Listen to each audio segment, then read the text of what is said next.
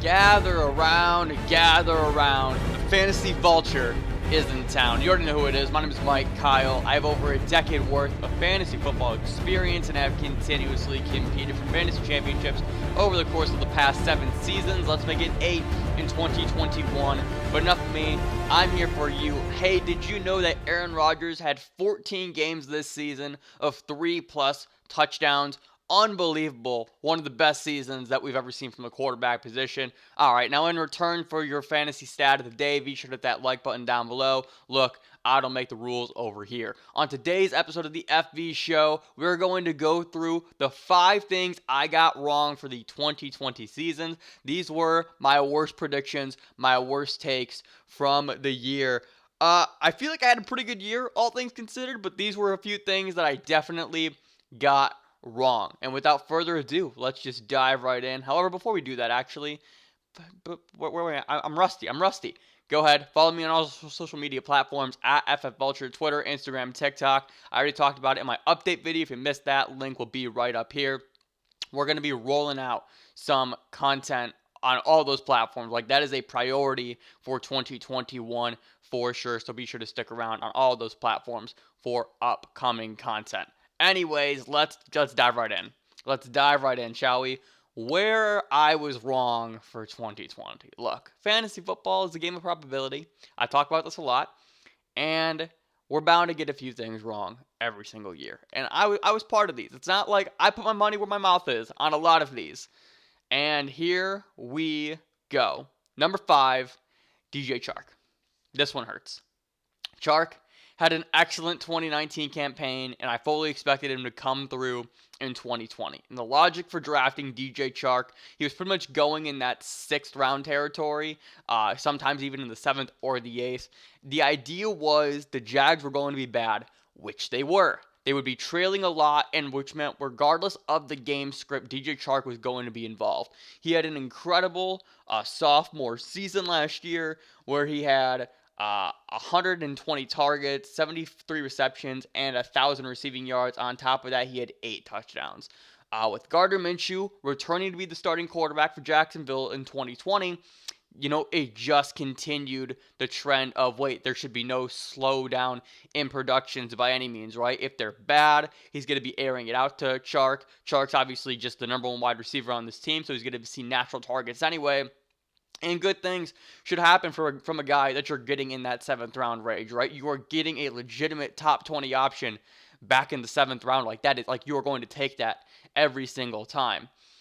However, Chark did not see the targets. He was frequently injured, and the Jags were worse than I think we all expected them to be, despite their week 1 upset against the Indianapolis Colts.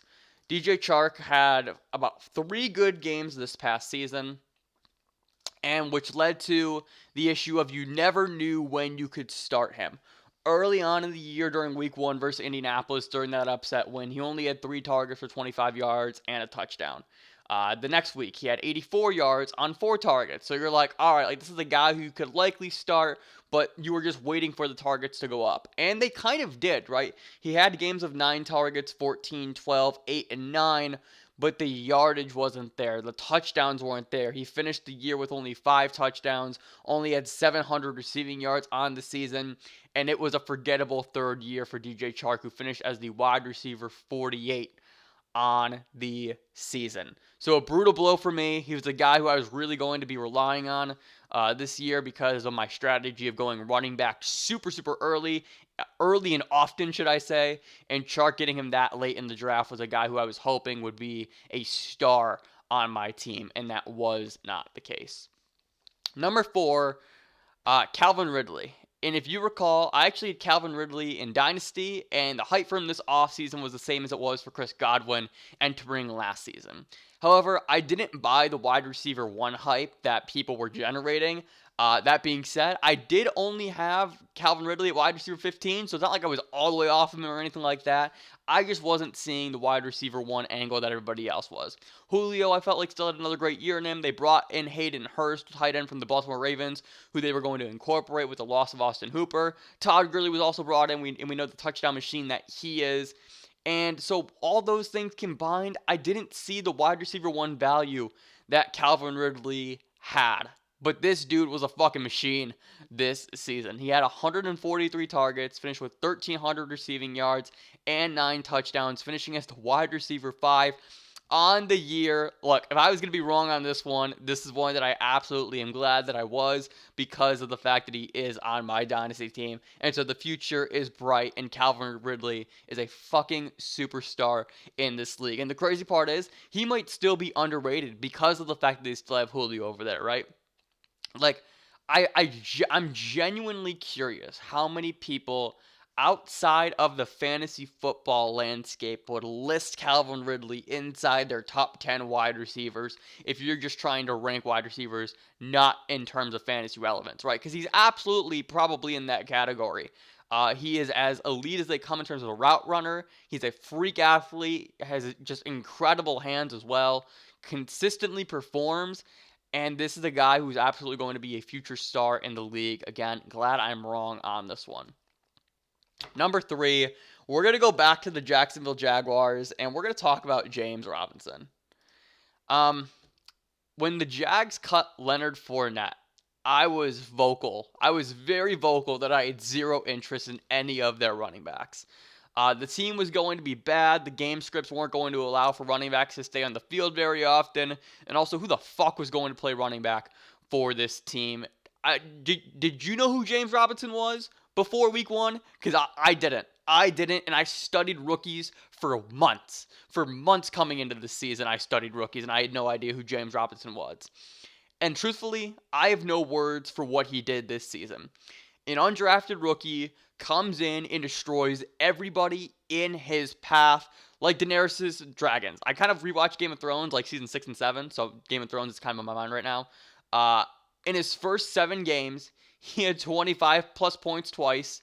He was above double digits an additional 3 times. Not only was he seeing 98% of the Jacksonville Jaguars rush attempts, but he was also getting targeted 6 plus times a game.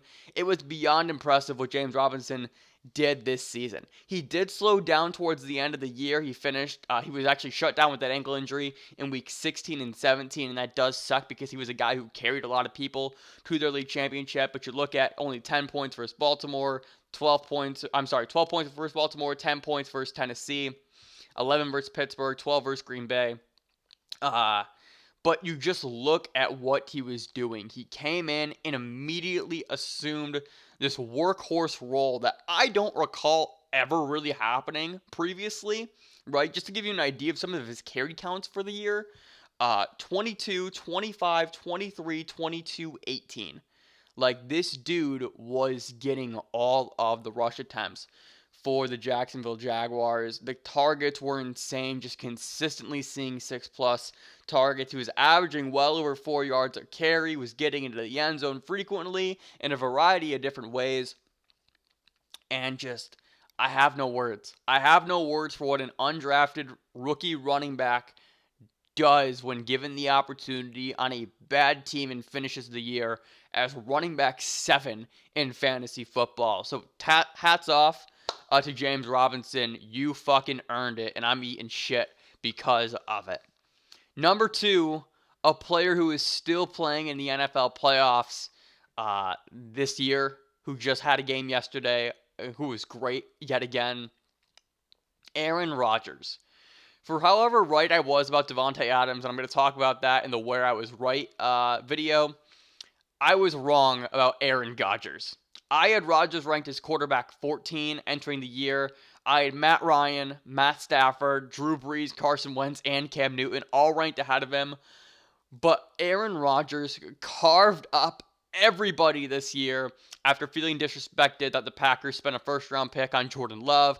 They also drafted another running back in A.J. Dillon as well, a position that really wasn't of need. And Aaron Rodgers finished as QB2 on the season. Again, that stat that I mentioned at the beginning of the video. In 14 out of 16 games this season during the regular season, he had 3+ total touchdowns. That is unbelievable. Definitely, absolutely the MVP of this season. He had a career high in touchdowns with 48. He threw a shade less. He was at 402. He was at 4,299 passing yards. So he was literally this close to from 4,300 total yards, or 4,300 passing yards. Excuse me. Completed 70% of his passes. He had 6 games of 4+ passing touchdowns. What a fucking season. As somebody who faced Aaron Rodgers in their fantasy championship, that was demoralizing. Rodgers had games against Chicago, and it was Detroit, I think it was. Let me make sure. I'm sorry, it was Tennessee. Yeah, it was Tennessee and Chicago. And just watching him in back-to-back weeks in the cold weather, the snow game versus Tennessee, and the freezing game versus Chicago the following week. It was unbelievable the way that he was playing football during those 2 weeks. 8 total touchdowns, 4 apiece in each game. I felt helpless. Watching Aaron Rodgers carve up opposing defenses week after week, and there was nothing I could do about it.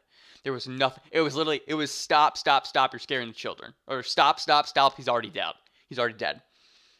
I don't have much else to say on it. You guys already know how great Aaron Rodgers was this season, and I can't believe how wrong I was about him this year. And the number one thing I had wrong, which is so funny to me, is the Tennessee Titans. This is the team that I was most critical of during the offseason, and it was the team that helped me all season long. I claimed regression for Ryan Tannehill and Derrick Henry.